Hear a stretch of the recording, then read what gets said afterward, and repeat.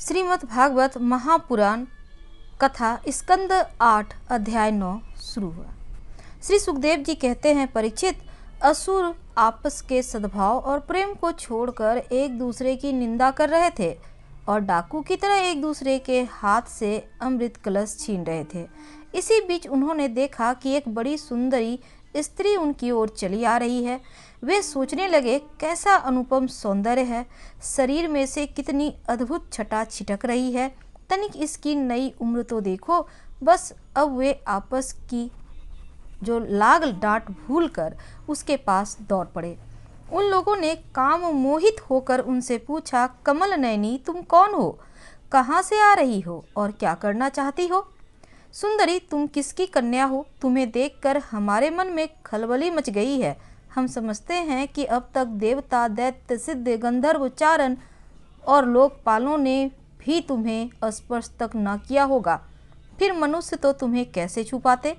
सुंदरी, अवश्य ही विधाता ने दया करके शरीरधारियों की संपूर्ण इंद्रियों एवं मन को तृप्त करने के लिए तुम्हें यहाँ भेजा है। मानिनी, वैसे हम लोग एक ही जाति के हैं, फिर भी हम सब एक ही वस्तु चाह रहे हैं, इसलिए हम में डाह और बैर की गांठ पड़ गई है। सुंदरी, तुम हमारा झगड़ा मिटा दो। हम सभी कश्यप जी के पुत्र होने के नाते सगे भाई हैं। हम लोगों ने अमृत के लिए बड़ा पुरुषार्थ किया है। तुम न्याय के अनुसार निष्पक्ष भाव से इसे बांट दो, जिससे फिर हम लोगों में किसी प्रकार झगड़ा ना हो। असुरों ने जब इस प्रकार प्रार्थना की, तब लीला से स्त्री वेश धारण करने वाले भगवान ने तनिक हंसकर और तिरछी चितवन से उनकी ओर देखते हुए कहा।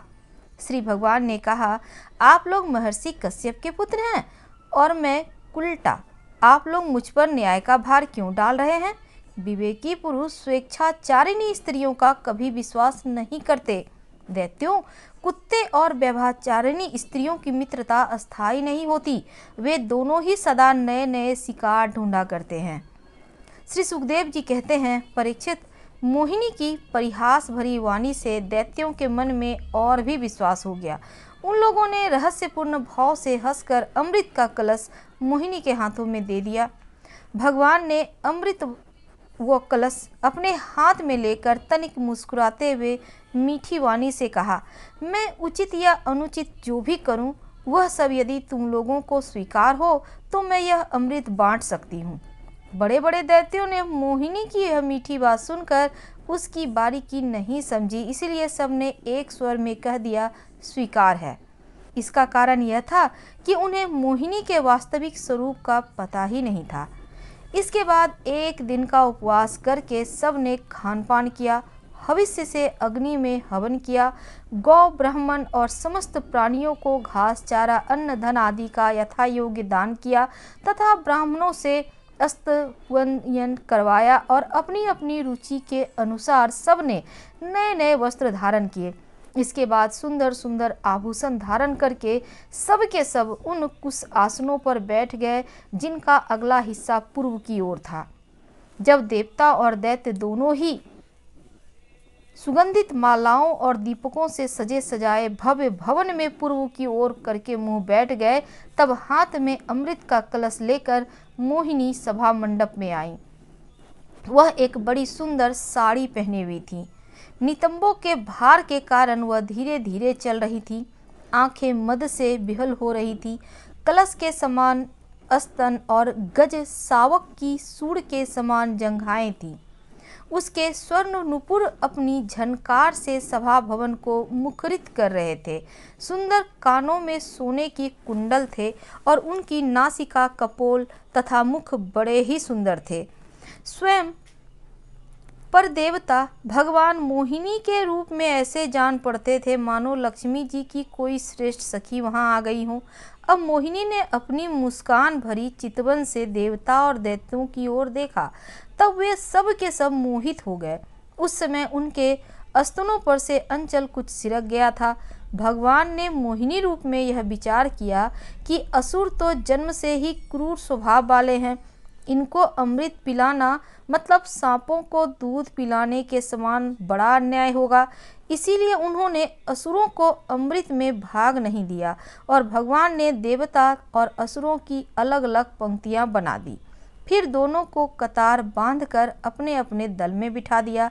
इसके बाद अमृत का कलश हाथ में लेकर भगवान दैत्यों के पास चले गए। उन्हें हाव भाव और कटाक्ष से मोहित करके दूर बैठे हुए देवताओं के पास आ गए और उन्हें वह अमृत पिलाने लगे, जिसे पी लेने पर बुढ़ापा और मृत्यु का नाश हो जाता है। परीक्षित, असुर अपनी की भी प्रतीक्षा का पालन कर रहे थे और खेप भी हो गया था। वे खीजे से झगड़े में अपनी निंदा भी समझते थे, इसलिए चुपचाप बैठे रहे। मोहिनी से उनको प्रेम हो गया था। वे डर रहे थे कि उससे हमारा प्रेम संबंध ना टूट जाए। मोहिनी ने भी पहले उन लोगों का बड़ा सम्मान किया था, इससे वे और भी बंध से गए थे और यही कारण है कि उन्होंने मोहिनी को कोई अप्रिय बात नहीं कही।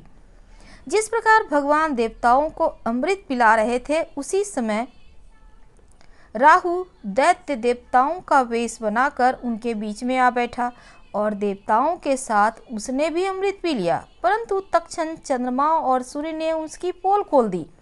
अमृत पिलाते पिलाते ही भगवान ने अपने तीखी धार वाले चक्र से उसका सिर काट डाला। अमृत का संसर्ग ना होने से उसका धड़ नीचे गिर गया, परंतु सिर अमर हो गया और ब्रह्मा जी ने उसे ग्रह बना दिया। वही राहु पर्वत के दिन पूर्णिमा और अमावस्या बैर भाव से बदला लेने के लिए चंद्रमा और सूर्य पर आक्रमण किया करता है।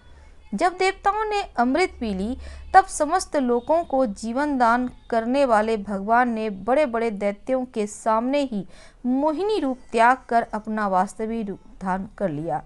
परीक्षित, देखो, देवता और दैत्य दोनों ने एक ही समय एक ही स्थान पर एक प्रयोजन तथा एक वस्तु के लिए एक विचार से एक ही कर्म किया था, परंतु फल में बड़ा भेद हो गया। उनमें से देवताओं ने बड़ी सुगमता से अपने परिश्रम का फल अमृत प्राप्त कर लिया, क्योंकि उन्होंने भगवान के चरण कमलों की रज का आश्रय लिया था। परंतु उससे विमुख होने के कारण परिश्रम करने पर भी असुरगण अमृत से वंचित ही रह गए। मनुष्य अपने प्राण, धन, कर्म, मन, वाणी आदि से शरीर एवं पुत्र आदि के लिए जो कुछ करता है वह व्यर्थ ही होता है, क्योंकि उसके मूल में भेद बुद्धि बनी रहती है। परंतु उन्हीं प्राण आदि वस्तुओं के द्वारा भगवान के लिए जो कुछ किया जाता है वह सब भेदभाव से रहित होने के कारण अपने शरीर, पुत्र और समस्त संसार के लिए सफल हो जाता है। जैसे वृक्ष की जड़ में पानी देने से उसका तना, टहनियाँ और पत्ते सबके सब सिंच जाते हैं, वैसे ही भगवान के लिए कर्म करने से वे सबके लिए हो जाते हैं। श्रीमद् भागवत महापुराण स्कंद 8 अध्याय 9 समाप्त हुआ। हम आपसे कल मिलेंगे अगले अध्याय के साथ।